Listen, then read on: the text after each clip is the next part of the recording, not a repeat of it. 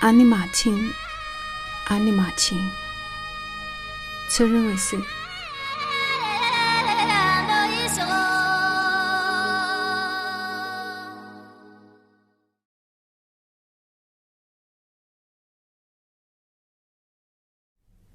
？41，抱不起那块特别的石头，也就报答不了父母的恩情。细雨中，泪水悄然滑落，轮回中，祈求永怀挚爱。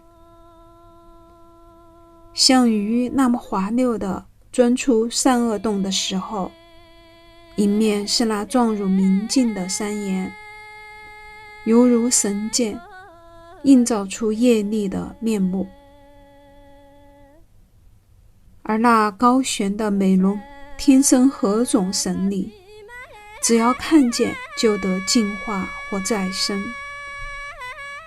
那么快看啊，山顶那缭绕的云像微伤的烟供，山下那流淌的河像纯净的水供。另一座是要崩塌的洞穴，深藏在经幡、多玛和玛丽寺之中。据说里面漫长而幽深，只要一只手就能抵达拉萨，就像通向神界的天梯。42，走着走着竟只身自慢，有片刻竟觉得自己大概可以跟河口惠海相比。他独自从阿里走到拉萨，几次险些遇难，但我不跟斯文赫定比，更不跟洛克比。斯文赫定有马，有獒犬，有驼队，还有好多忠心耿耿的仆人。洛克就更不用说了，侍从分成先锋和后卫，走哪都带着手提留声机。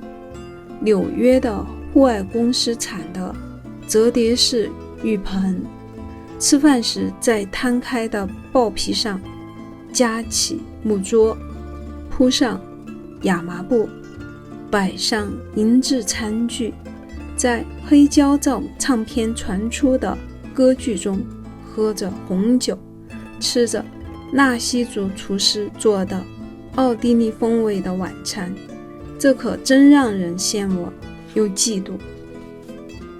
对了，洛克到过果洛，还写了一本有关阿尼玛卿的书。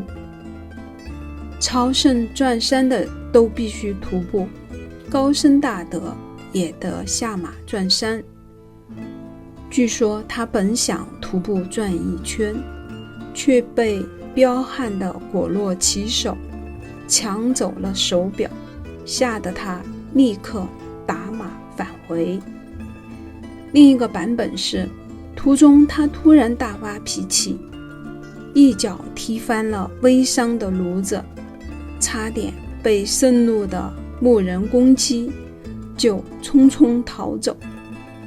野蛮的果洛，他愤愤地告诉国家地理杂志，但他的传记却说他并没遇到几个果洛人，也没找到想要的高山草本植物，还自以为发现了全世界最高的山峰，但那其实是远在卫藏的珠穆朗玛。43，其实我从拉萨带了一瓶红酒，价格便宜的，但也一路不易带着的澳大利亚红酒，完好无损的在下大武乡的一家川菜馆庆贺了卡提亚和果果的生日。在不停地走了4天之后，在早餐是糌粑、奶渣和酥油，晚餐是河水或雨水煮的方便面之后，那个黄中汉人用1盘不2盘干炸香辣土豆片犒劳了我们的胃。终于有了 WiFi 信号，瞬间返回现世，不佛世的感觉。我们的骑手露出甜蜜的笑容，他收到了一个姑娘的问候。另一个汉人开的旅店有电，这很重要。如今须臾离不得的手机需要充电，没有水倒想可以忍受。我用小卖部的矿泉水洗了个最简单的澡。